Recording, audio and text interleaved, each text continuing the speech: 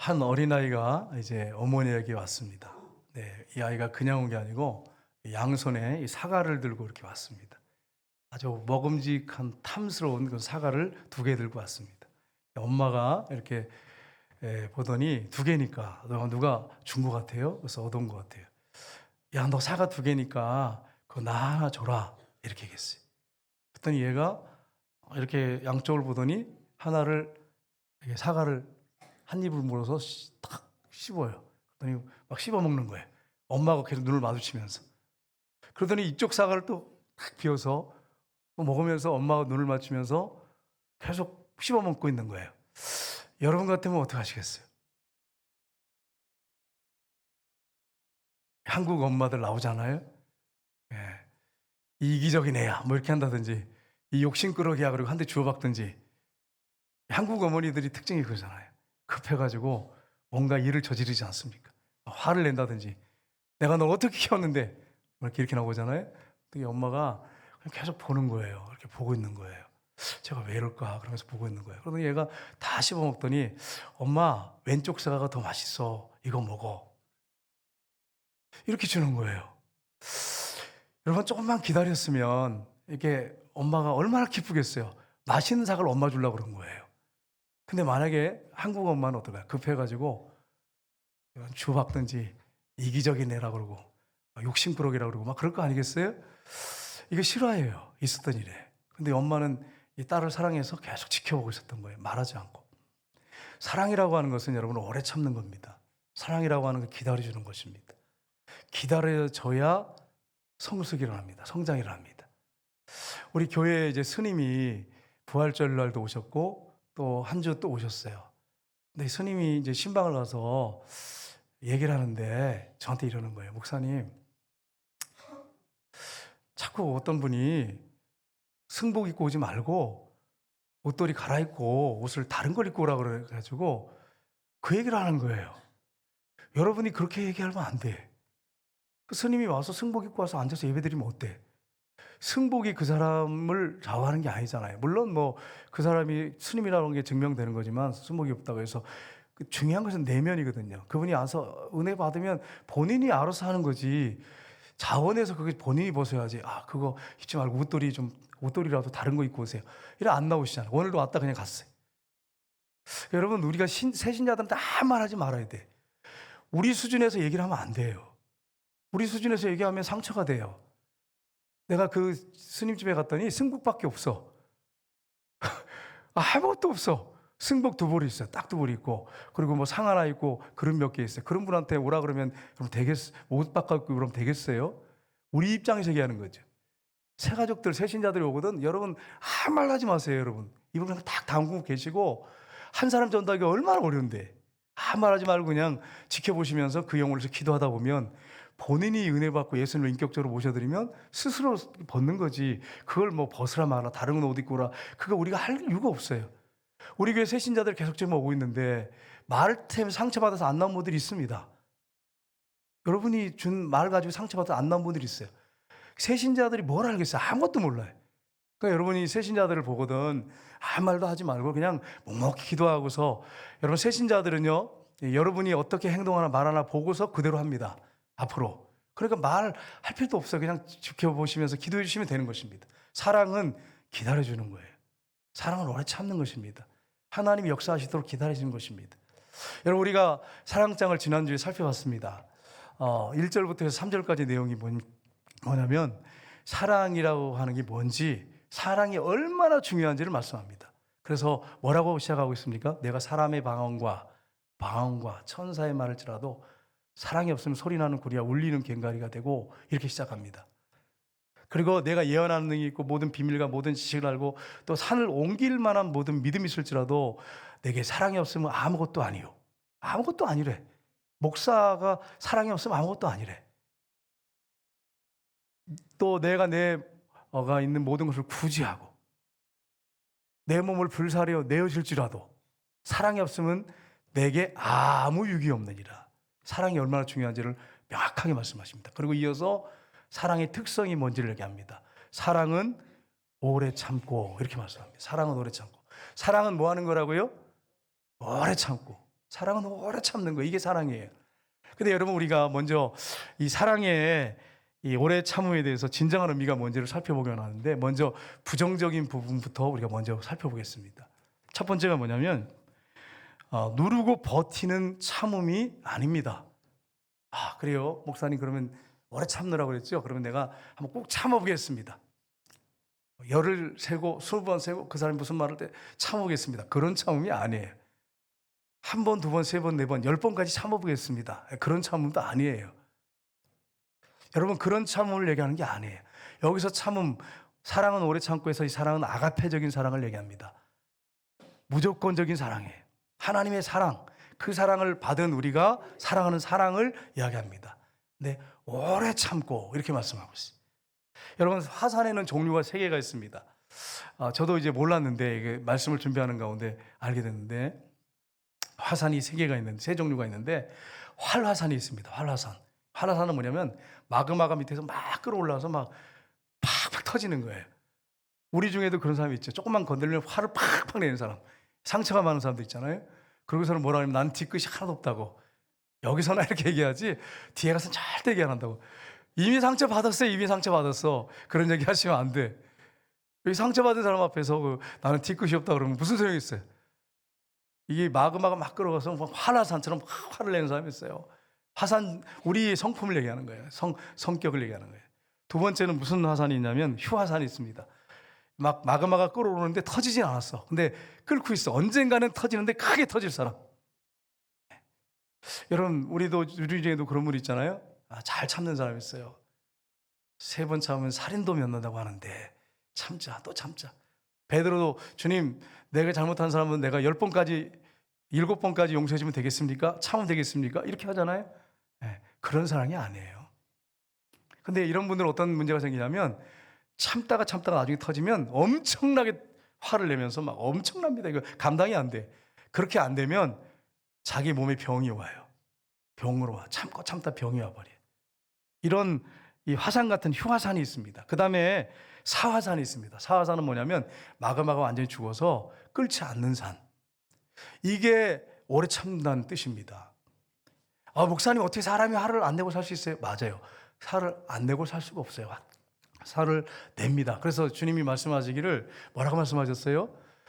해가 지도록 분을 품지 말라 그랬단 말이에요. 그러니까 분명히 화를 내요. 사람이 본성이 그렇단 말이에요. 그러나 해가 지도록 불을 품지 말라는 것은 어떤 대상에 대해서 계속 화를 품고 있으면 안 된다. 화를 내서는 안 된다. 이런 말씀이에요. 그러면 여러분, 어떻게 죽일 수 있어요? 예수님이 십자가에 못 박혀 죽을 때 여러분과 저는 이미 죽은 사람이에요. 그러니까 어떤 사람이 나를 힘들게 하거든 한 번, 두 번, 세 번 이렇게 세는 게 아니고, 나는 예수님이 죽을 때 난 죽었습니다. 이렇게 선포하셔야 돼. 예수님이 내 안에 살아계십니다. 그러면 이게 완전히 죽는 거예요. 이렇게 상대방이 그렇게 죽으셔야 돼. 여러분, 순교가 어렵잖아요. 더 어려운 순교 중에 하나가 뭐냐면 죽는 것입니다. 내가 예수님과 함께 이미 죽었는데도 자꾸 나와요. 근데 성령으로 죽이는 거예요. 이게 살아있는 순교예요.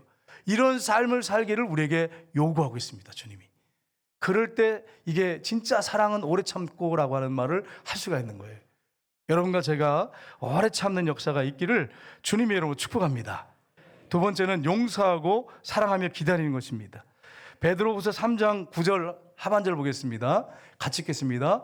오직 주께서는 너희 대에 오래 참으사 아무도 멸망하지 아니하고 다 회개하게. 여러분, 우리 하나님이 화를 잘 내신 분이라면, 변덕이 심하신 분이라면 여러분과 제가 어떻게 됐을까요? 이 자리에 여러분과 저는 있지 못할 거예요. 저도 벌써 끝났어요. 강대상에 쓰지도 못할 사람. 하나님이 오래 참고 또 참고 또 참고 기다리세요. 그 오래 참으심을 갖다가 이용하시면 안 돼요. 우리가 부족하고 연약해서 자꾸 넘어지고 쓰러지긴 하지만 그걸 악이용해서는 안 돼요. 하나님은 오래 참으십니다. 아무도 멸망하지 않고 다 회개하기를 원하십니다. 하나님 백성들, 택한 백성들 구원하기를 원하시는 분이십니다. 여러분, 하나님은 탕자가 돌아올 때까지 계속 기다리고 있어요. 사랑의 마음을 가지고, 용서의 마음을 가지고 기다리고 계십니다. 우리도 다른 사람을 향해서 그렇게 해야 한다고 하는 것입니다. 기다려야 돼. 화를 내고 막 내 마음대로 하려고 하면 안 돼요. 사랑하고 용서하면서 기다려야 됩니다. 데살로니가전서 5장 14절 보십시오. 같이 읽겠습니다. 형제들아 너희 권면하니 게으른 자들을 권계하며 마음이 약한 자들을 격려하고 힘이 없는 자들을 붙들어주며 모든 사람에게 오래 참으라. 아멘. 여러분, 아내가 게을러, 남편이 게을러, 여러분 어떻게 하시겠어요? 하루 이틀 이것도 게으른 것도. 근데 뭐라고 말씀했어요? 모든 사람에 대해서 오래 참아라. 마음이 약한 자들이 있어요. 당신은 어떻게 그렇게 마음이 약해? 결단력도 없고 의지박약이야. 당신은 우유부단해. 어떻게 하라고요? 오래 참으라. 힘이 없는 자들을 붙들어주며 당신은 거참 그렇게 무능하고 힘도 없고 어떻게 하라고요? 오래 참으라. 이게 분명히 우리에게 말씀을 하고 있습니다. 마태복음 18장 21절 22절 보십시오. 같이 읽겠습니다. 그때 베드로가 나와 이르되 주의 형제가 내게 죄를 범하면 몇 번이나 용서해 주리까? 7번까지 하오리까? 예수께서 이르시되 내게 이르노니 7번뿐 아니라 7번씩 70번까지도 할지니라. 아멘. 여러분 70번 곱하기 7밤이 몇입니까? 490번이죠. 490번 용서하는 말이 아니고 계속 용서해 주라는 거예요. 근데 우리는 어떠냐면 보통 한두 번은 참는데 세 번째는 못 참아. 3~4번이지 뭐 이렇게 하면서. 근데 베드로가 7번까지 참는다고 하면 많이 참는 거잖아요. 근데 주님 뭐라고 말씀하세요? 7번뿐 아니라 7번씩 70번이라도 그리할지니라. 참으라는 거예요. 우리 예수님이 제자들에게 그렇게 하신 것처럼 우리도 그렇게 하라는 거예요. 그렇게 말씀하고 있습니다. 존 웨슬레의 어머니가 여러분 아이를 몇 명 낳냐면 19명을 낳습니다. 여러분 뭐 그냥 하는 말이 아니고 진짜 19명을 낳았어요. 20몇 명 낳은 사람도 있더라고요. 기네스 보시면 여러분 아실 거예요. 아이를 낳다가 한평생이 다 갔어. 근데 19명 중에서 6명이 죽었어요. 13명인데 그 자녀들을 훌륭하게 키웠어요. 근데 그 엄마가 말씀으로 양육하고 또 공부도 가르치고 탄광촌에서 남편이 목회를 했거든요. 그러니까 얼마나 가난하겠습니까? 얼마나 힘들겠습니까? 그런데 그런 곳에서도 기도하면서 경건하게 자녀들을 잘 양육했어요. 근데 여러분 자녀가 어떤 질문을 하면 남편이 지켜보니까 똑같은 질문을 어린 자녀가 하는데 19번, 20번을 똑같이 화도 안 내고 대답을 해주더래. 여러분 같으면 똑같은 질문을 자녀가 5번 하면 여러분 어떻게 하십니까? 한국 어머니 어떠세요 보통? 여러분 다 답이 나오잖아. 여러분 다 경험하셨잖아. 아닌 것처럼 하고 계시면 안 돼. 다 알고 있어요. 한 20번을 계속 똑같은 질문하니까 똑같이 대답을 하더라고 웃으면서.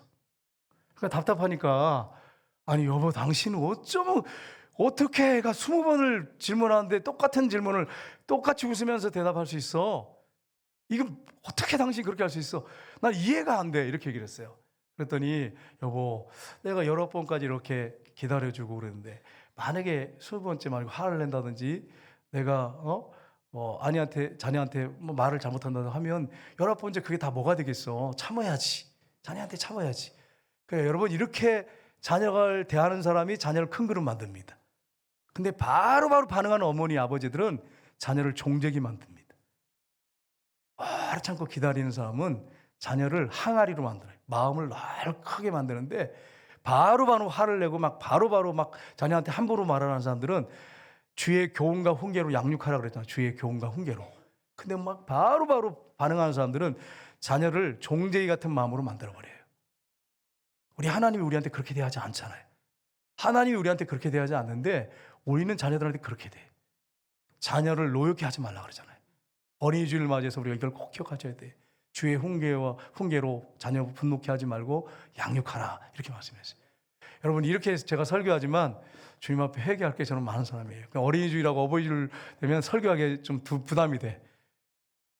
나는 어떻게 했나 돌아보면 회개할 죄인이에요. 죄인. 여러분 설교를 듣고 있는 여러분도 부담스러운 분도 계실 겁니다. 그러나 우리가 어린이 주일을 맞이해서 이 부분을 한번 잘 점검해 보시고 돌이켜야죠. 우리가 하나님 앞에 바로 서야죠. 어떤 집사님이 사업을 하다가 망했어요. 부도가 나가지고 남편이 집에 못 들어가는 거예요. 부도 났는데 생각나는 것은 계속 아내가 생각나는 거예요. 아내가 평생 고생도 안 하고 살았는데 집안도 좋은 집안이었는데 결혼해가지고 이걸 부도 나갔다고 하면 어떻게 받아들일까? 자녀들도 걱정이 되지만 아내가 걱정이 되는 거예요. 그래가지고 집에도 못 들어가고 왔다 갔다 하다가 한강변을 갔어요. 한강을 갔어요. 그래가지고 자정이 넘도록 왔다 갔다 하면서 못 들어가는 거예요. 눈물은 나오지, 한없이 나오지, 아내는 자꾸 생각이 나지. 그래가지고 뛰어들어 보니까 한강변에서 계속 그 생각을 하는 거예요. 뛰어들어 보니까. 여러분, 아내와 남편 관계에서 돈 문제가 걸리면요, 진짜 여러분 이게 돈 때문에 죽을 일입니까? 여러분 생각해 보세요. 이런 어처구니 없는 일들이 일어나고 있어요. 우리나라에. 돈 때문에 죽을 일입니까? 부도 났다고 죽을 일입니까? 그럴 수도 있잖아. 그러니까 이분이, 남편이 고민하다가 죽을까 몇 번을 고민하다가 그래도 한번 집에라도 가자, 이런 마음으로 고개를 푹 숙이고 집에 왔습니다. 근데 집에 와서 딱 오는데 현관문을 열고 들어오는데 불이 환하게 켜 있는 거예요. 그리고 자리에 털썩 주저앉았는데 아내가 꿀물을 타왔어요. 그래서 이렇게 꿀물 주면서, 여보, 나 고생할 각오 돼 있어요. 이미 알고 있는 거예요. 짐작하고 있죠. 그러니까 그 얘기를 듣고 막 통곡을 하는 거예요. 남편이 막 그 앞에 통곡을 하면서 막 하염없이 눈물을 흘리는 거예요. 그리고 그 남자가, 그 집사님이 일어났습니다. 그분이 이런 말을 했어요. 첫째는 하나님의 은혜고, 두 번째는 우리 아내가 여보 나 고생할 각오 돼 있어요. 그 말에 다시 일어날 수 있었습니다. 여러분, 사랑은 한 사람을 이렇게 세웁니다. 근데 만약에 그렇게 하지 않고 부도가 났는데, 여보 당신 내가 하지 말라는 짓을 왜 그렇게 했냐고, 확장하지 말라 그랬잖아. 지금 어느 때인데 확장을 해. 여러분 우리 집사님 중에, 권사님 중에 이렇게 할 사람도 있어요. 내가 볼 때는. 저를 보지 마시고 여러분 양심을 한번 들여다 보셔야 돼요. 우리 권사님들, 집사님들. 남편이 여러분 어떻게 해야 돼? 부도 나가거나 실패하고 오면 여러분 어떻게 하시라고요? 꿀물 타다 주면서, 여보 고생할 각오 돼 있어. 그러면 남편 다시 일어나는 거예요. 여러분 모두가 그렇게 하시길 주님의 이름으로 축복합니다. 남편들만 아멘하고 이렇게 하면 안 되고 우리 아내들이 그렇게 하시길 주님의 이름으로 축복합니다. 이 집사님이 일어나셨어요. 그래서 정말 귀하게 쓰임받는 집사님으로 세웠어요. 여러분 그렇습니다. 우리 말 한마디가, 사랑은 정말, 사랑의 말 한마디가 사람을 세우고 죽입니다. 근데 우리는 말 한마디 잘못해서 사람 죽이는 경우가 얼마나 많습니까? 사랑은 오래 용서하면서 오래 참는 것입니다. 기다리는 것입니다. 천천히 가는 것입니다. 이걸 여러분이 기억하셔야 돼요. 세 번째는 소망 가운데 기다리는 것입니다. 우리는 언제까지 참아야 됩니까? 이런 말을 하는데, 성경에는 오래 참으라 그랬지 영원히 참으라 그러진 않았어요. 오래 참으라, 하나님이 오래 참는 것처럼 오래 참으라, 이렇게 말씀했습니다. 근데 절망하면서 낙심하면서 참으라, 그런 말씀이 아니고, 소망 가운데 하나님이 살아계시니까 소망 가운데 참으라는 거예요. 소망 가운데 기다리는 거예요. 우리 하나님 살아계시잖아요. 이걸 여러분이 하셔야 돼요. 디모데후서 2장 25절에 이렇게 말씀하고 있습니다. 거역하는 자를 온유함으로 훈계할지니.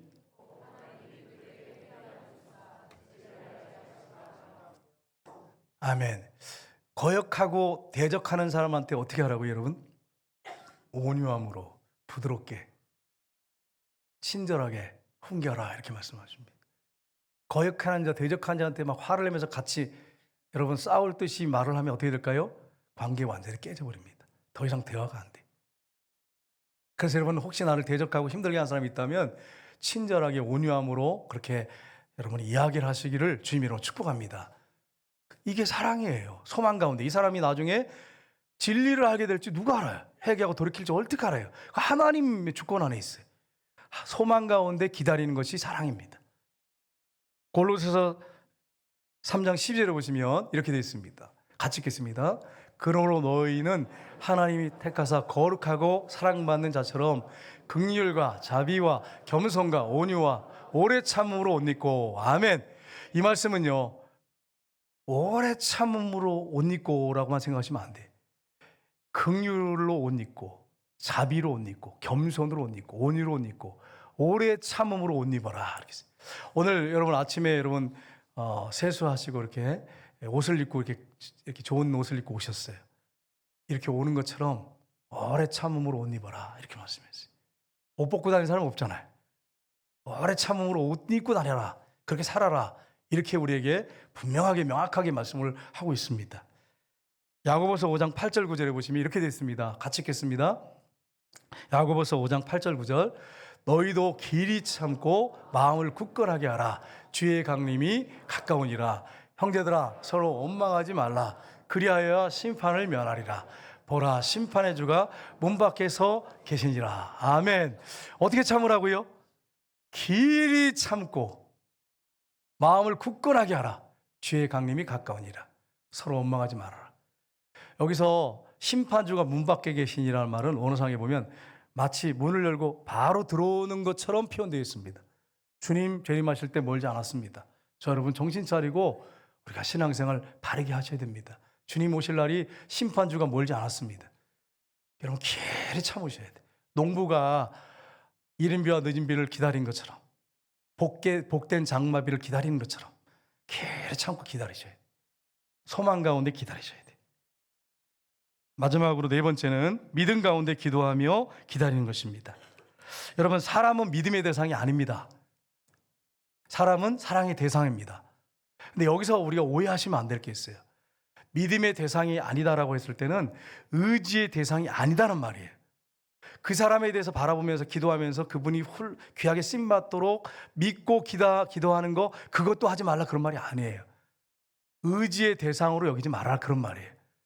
어떤 사람을 바라볼 때 형편없는 사람이라고 할지라도 우리 성도 중에 믿음이 약한 사람이라고 할지라도 기대감을 가지고 믿음을 가지고 기도하면서 믿음을 가지고 기다리라는 거예요. 우리가 사람을 의지하면 안 돼요. 어떻게 사람이 의지의 대상이 되겠어요? 이 코에 호흡이 있는데 죽으면 끝나는데 의지의 대상은 아니지만 그 사람을 믿고 기다려주는 거예요. 참고 기다려주는 거예요. 그게 사랑이라고 말씀하고 있습니다. 여러분 요한복음에 보면 예수님 베드로를 이렇게 처음 만났을 때 뭐라고 하시는지 보시면 1장 41절 42절 보겠습니다. 같이 읽겠습니다. 그가 먼저 자기 형제 시몬을 찾아가 말하되 그리스도라 데리고 예수께로 오니 예수께서 보시고 이르시되 내가 요한의 아들 시몬이니 장차 게바라하리라 하시니라. 게바를 번역하면 베드로라. 아멘. 여러분 베드로는 초등학교도 못 나온 사람입니다. 무식하고 다혈질이고 성질이 굉장히 급한 사람이에요. 여러분 보면 베드로 형님을 보면 우리 가슴이 따뜻해지잖아요. 성경을 보면 실수성이에요. 실수성. 막 신앙 고백했다가 칭찬받았다가 또 막 주님 십자가 지러 간다니까 안 된다고 했다가 사탄 소리 들었다가 뭐 보면 이 베드로 형님을 보면 막 가슴이 따뜻해져요. 내 모습이 그런 모습이니까. 근데 보세요. 베드로를 처음 만났을 때 주님 뭐라고 말씀했어요? 내가 요한의 아들 시몬이니. 베드로의 미래를 다 아시잖아 주님이. 장차 뭐라고 합니까? 게발하리라. 게발을 번역한 베드로인데 원어상에 보면 페트라, 이 반석을 얘기합니다. 근데 제가 볼 때는 전혀 반석이 될 사람이 아니야. 너무나도 형편없는 사람이야. 근데 초대교회 반석이 됐습니다. 주님은 그를 믿고 기다려주시고 기도해주시고 그에게 사랑을 쏟으셨습니다. 그러니까 베드로가 초대교회 반석같이 쓰임받았어요. 믿음의 대상은 아닙니다. 사람은 그러나 믿고 기다리면서 그를 위해서 계속 섬기고 사랑해야 될 대상입니다. 그럴 때 하나님이 그를 세우십니다. 요한복음 13장 8 보시면 1절 보시면 같이 읽겠습니다. 6월절 전에 예수께서 자기가 세상에 떠나 아버지께로 돌아가실 때가 이런 줄 아시고 세상에 있는 자기 사람들을 사랑하시되 끝까지 사랑하시니라. 아멘. 제자들이 다 배신하고 떠날 거 알고 있었어요 예수님. 그런데도 어떻게 하신다고요? 끝까지 사랑하시니라. 베드로 3번 부인할 거 아셨어요. 끝까지 사랑하시니라. 예수님이 최후의 만찬석상에서도 끝까지 알고 있으면서 사랑하셨어요. 가룟유다까지 사랑하셨어요. 근데 그 자리에서 베드로가 이렇게 있는데 베드로를 딱 눈이 마주쳤어요. 베드로에게 주님 말씀하십니다. 누가복음 22장 31절 32절 보겠습니다. 같이 읽겠습니다. 시몬아 시몬아 보라 사탄이 너희를 밀가부타려고 요구하였으나 그러나 내가 너를 위하여 믿음이 떨어지지 않기를 기도하였노니 너는 돌이킨 후에 내 형제를 굳게 하라. 아멘. 베드로야 너 사단이 너를 밀가부타려고 하고 요구했는데 내가 내 믿음이 떨어지지 않도록 기도하고 있다. 나중에 네가 회개하고 돌이킨 다음에 내 형제들을 굳게 세워주는 사람이 되어라. 이렇게 말씀하신 거예요. 베드로가 다음에 아멘 주님 그렇게 하겠습니다. 그렇게 하는 줄 아세요? 그 다음 절에 보면 뭐라고 하냐면 베드로가 주여 내가 주와 함께 오게도 가고 죽는 대로 갈 것을 내가 성경에 보니까 각오하였나이다. 일사각오하였나이다. 주님을 위해 죽겠습니다. 그 얘기를 했어요. 그러니까 베드로야, 네가 나를 죽겠다고 네가 닭 울기 전에 3번 나를 모른다고 부인하리라. 이렇게 말씀하셨어요. 근데 베드로가 어떻게 했어요? 부인했어요. 제자들 다 도망갔어요. 그럼 여러분, 예수님 제자 훈련 다시 하셔야죠. 십자가에 못 박혀 죽으시고 3일 만에 부활하셨어요. 배신한 제자들에게 나타나셨어요. 그들의 죄를 묻지 않습니다. 이미 그들 회개하고 있었어요. 통회하고 있었어요. 회개하고 있었어요. 너에게 평강이 있을저다. 주님 말씀하세요. 아버지께서 나를 보낸 것처럼 나도 너희를 보내노라. 사명을 주세요. 그리고 7명이 또 흔들려가지고 베드로가 7명이 또 갈릴리 바다가에 가서 거기서 예수님이 오신다고 했지만 거기 가서 고기를 잡고 있었어요. 근데 예수님이 그 못 잡는 손, 부활하신 손으로 떡과 고기를 굽고 있었어요. 아침 조반을 준비하고 있었어요. 그래서 고기 잡고 온 제자들에게 앉혀놓고서 7명에게 선수 갖다 먹어라 이게 아니고 직접 다 갖다 주셨어요. 하나하나 갖다 주셨어요. 그래서 베드로한테 물어봅니다. 베드로야, 네가 여기 있는 사람보다 나를 더 사랑하느냐? 이렇게 질문하세요. 그랬더니 주님 아시지 않습니까? 그러니까 뭐라고 하십니까? 어린 양을 먹이라. 사명을 주세요. 배신했던, 저주하고 맹세하고 예수님을 모른다고 했던 베드로에게 사명을 다시 주세요. 그러고선 또 물어보세요. 요한의 아들 시몬아, 네가 나를 사랑하느냐? 주님 아시지 않습니까? 내가 주님을 사랑하는 주님 아시지 않습니까? 그러니까 내 양을 쳐라. 요한의 아들 시몬아, 네가 나를 사랑하냐? 3번 물어보니까 이 갈등이 되는 거예요. 그래서 고민을 하다가 주님 모든 걸 아시지 않습니까? 내가 주님을 사랑하는지를 주님이 아시지 않습니까? 베드로 그 밑바닥 깊은 곳에서 주님을 향한 사랑이 있었어요.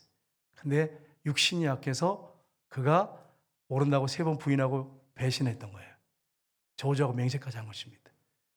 여러분, 우리가 주님을 사랑한 거 압니다. 그런데 우리가 연약해서 우리가 주님을 부인하고 배신할 수 있습니다.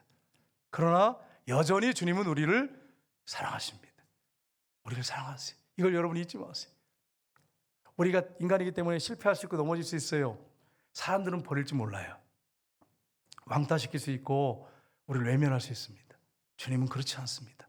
그래서 여러분, 우리의 전부가 되실 분은 주님이셔야 됩니다. 이걸 여러분 기억하셔야 돼요.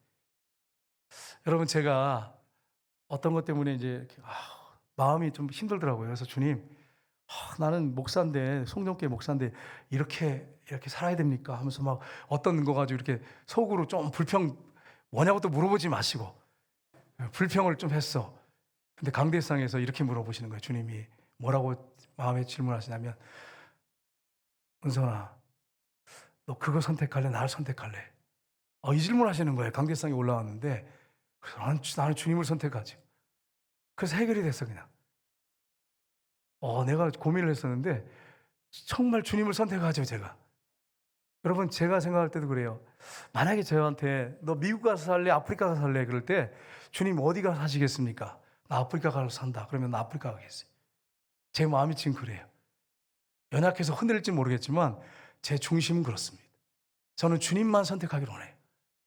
제가 맨발로 다닐지라도, 아프리카 가서 맨발로 다닐지라도 주님과 함께 걷는다면 나는 그 길을 선택하겠어요. 왜냐하면 주님을 너무 사랑하기 때문에. 연약해서 죄짓고 넘어지고 실패할 때 많지만 주님을 사랑하기 때문에. 그런 마음이 저한테 약간 있어요, 여러분. 또 많다 그러면 또 목사님 진짜 그렇게 사십니까? 이렇게 또 물어볼까 봐 제가 담대하게 못하지만 분명한 건 그런 마음을 갖고 있어요. 그런 마음을 갖고 있어요. 여러분, 묻지 마시고.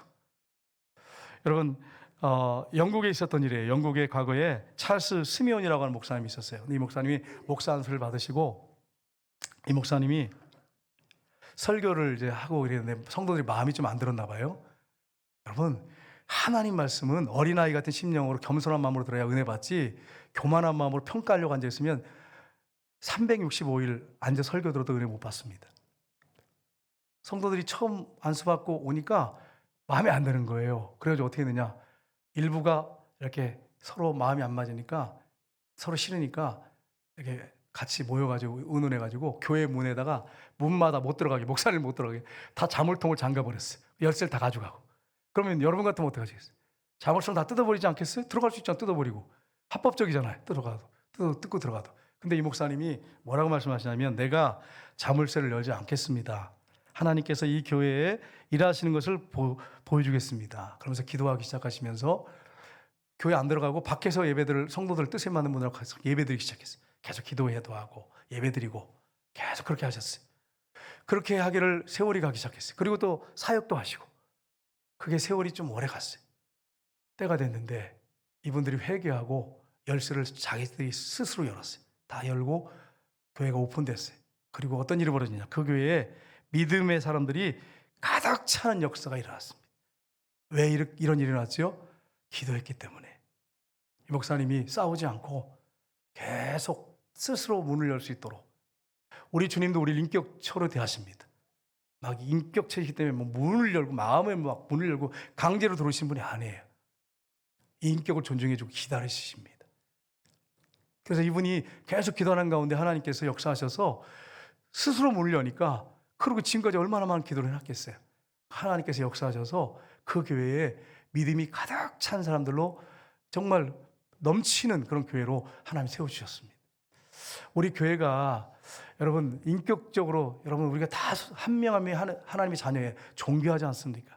소중하지 않습니까? 그러니까 내 말로 막 어떻게 강제로 뭘 하려고 하지 마시고 내 마음에 좀 안 들더라도 묵묵히 글을 내서 기도하시면서 기다려주시고 기다려주는 게 사랑이라고 말씀했잖아요. 사랑은 오래 참고 기다려주는 거예요. 기도하면서 기다리는 거예요. 소망 가운데 기다리는 거예요. 그렇게 되면 때가 되면 하나님이 반드시 역사하십니다. 왜냐하면 우리의 마음을 다 보고 계시고 상황과 환경을 다 알고 계시기 때문에 묵묵히 기다리시면 기도하시다 보면 하나님이 역사하십니다. 사랑은 어떤 거라고 말씀했어요? 제일 처음의 특성이 오래 참고입니다. 제일 중요해요. 오래 참고. 저희 여러분이 주님을 그대로 닮아서 예수님처럼 오래 참는 우리 하나님 아버지처럼 오래 참는 그런 역사들이 있기를 주님의 이름으로 축복합니다.